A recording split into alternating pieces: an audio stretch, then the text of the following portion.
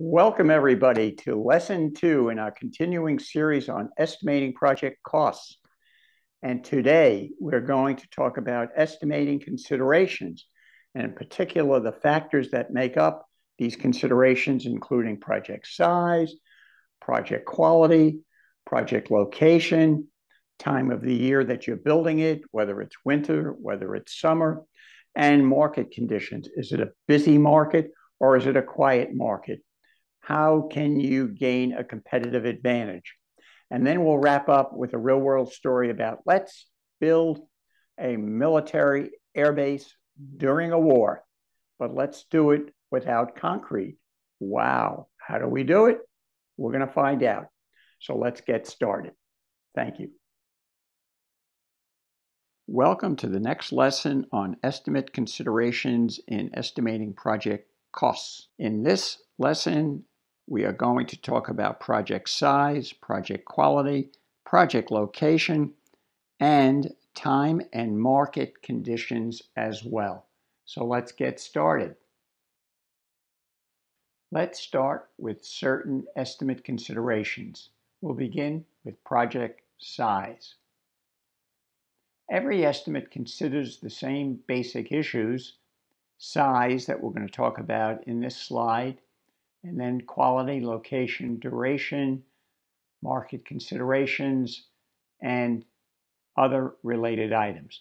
So let's start with size, the size of the project. The size of the project is a factor of the owner's needs. In an estimate, size is handled differently depending on which stage the project is at. At the conceptual stage, size is an issue of basic capacity, such as apartment units for a real estate developer or miles of roadway for a highway engineer.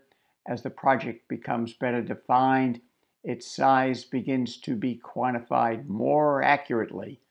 The principle of economy of scale is an important factor when addressing project size. Essentially, as projects get bigger, they get more expensive, but at a less rapid rate. This occurs because the larger the project, the more efficiently people and equipment can be used. Also, as people repeat a task, they get better and better and faster, reducing the cost of labor. Finally, we'll move on to other items beyond project size in the next slide. Now let's discuss project quality. An owner may require a high-quality project to create a specific image. For example, the boardroom of a corporation may require higher-end finishes to create an atmosphere of prosperity. A lot of real estate developers look for this type of climate. Or the owner may need a facility for a specific use. In the case of a nuclear power plant or an electrical energy plant or a missile launch site, concerns about public safety will push the design team to specify a much higher level of quality. Whatever the reason, the consequences are always the same: an increase in costs. Early in the project, an estimator will discuss expectations of quality with the users, the designers, and applicable government agencies. As the expected quality of a project increases, the cost of providing the quality increases as well, but sometimes at a progressively greater rate. It depends. Similarly, as the quality of a project increases, the user experiences increased project satisfaction, but at a lesser rate. Hi, I hope you're enjoying this free lesson from the University of Maryland's Project Management Center for Excellence. If you want to check out more lessons just like this one, click the link in the description below where you'll be able to go to our website on executive project management. There, you can find edX courses, professional short courses where you can learn from an instructor like me, as well as request custom team training for you and your organization. All right, let's get back to the lesson and I'll see you at the end. The next item we want to cover is the project location. Constructing a facility in Alaska is very different from constructing one in California. The differences are in the labor costs, the availability of materials and equipment, delivery logistics, local regulations, and climate conditions. Material costs are a factor of availability, competition, and access to efficient methods of transportation. Labor costs, particularly unionized labor, are a factor of the strength of the local bargaining unit. The cost of labor is also a factor of the degree of sophistication and level of training found at the project location. On some projects, for example, the Alaska pipeline, the numbers and the skill level of workers required were not available locally and had to be imported. So that's a big factor.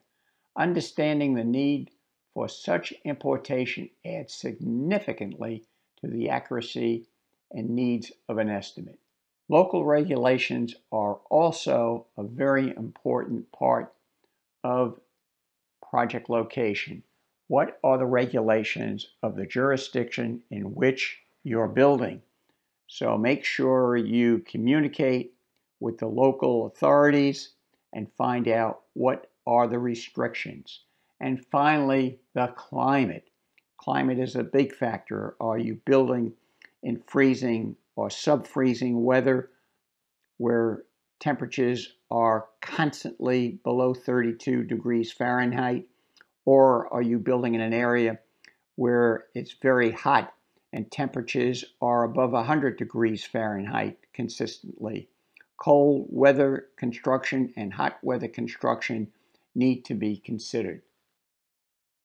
Now let's talk about time and market conditions. Time and market conditions are real critical. A project is estimated at a given point in time, but usually the actual procurement and field construction occur at some point in the future. Sometimes this future can be months away, sometimes years away, especially in the case of a very large project or a phase project. The estimate then must take into consideration when the actual project will be built.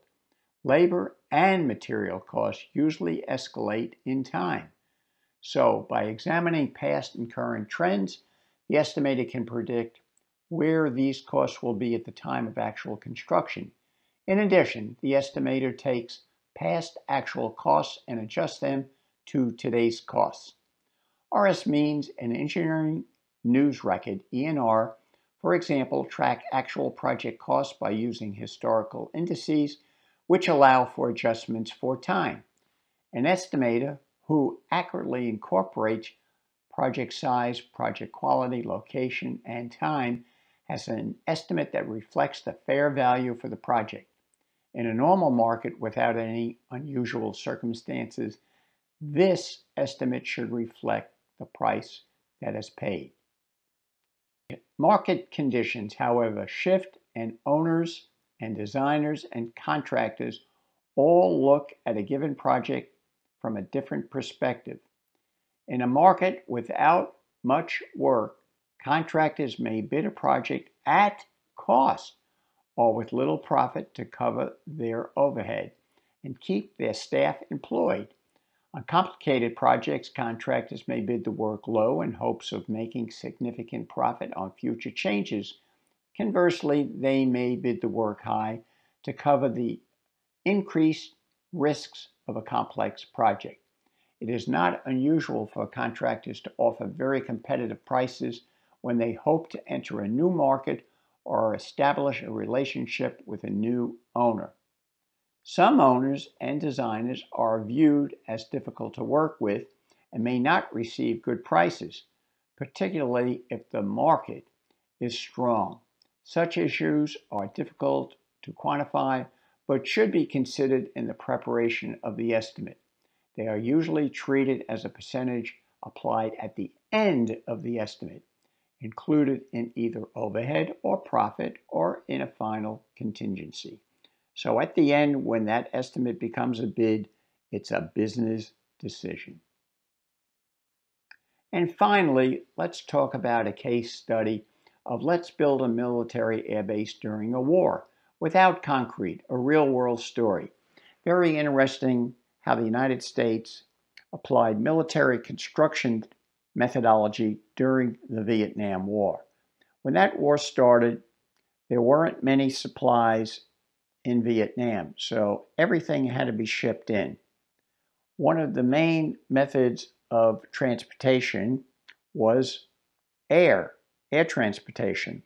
So to get planes to fly in, you need runways, and runways are usually made out of concrete. Well, before they could get the supply chain started with cement to create the concrete, the runways were built out of aluminum planks. And these aluminum planks were set into a finely graded area. And after the final grading was done, the planks were set and the airplanes flew in, and many of them delivered significant materials, including cement as needed. And eventually, the cement was used with aggregate to make concrete.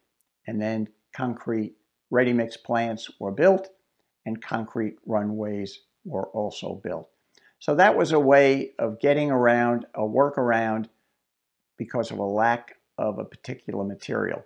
So sometimes you need to be really creative with market conditions. Hey there, did you enjoy that lesson as much as I did? If you did, go ahead and give us a like. If you want to see another one, go ahead and subscribe. And if you have any questions or comments, put them below and we'll get back to you as soon as we can. Moreover, is there somebody in your life who really needs this lesson right now? If so, go ahead and share it with them. I'm sure they'll appreciate it. Now, we look forward to seeing you in the next lesson where you can learn even more from the University of Maryland Project Management Center for Excellence. Thanks so much.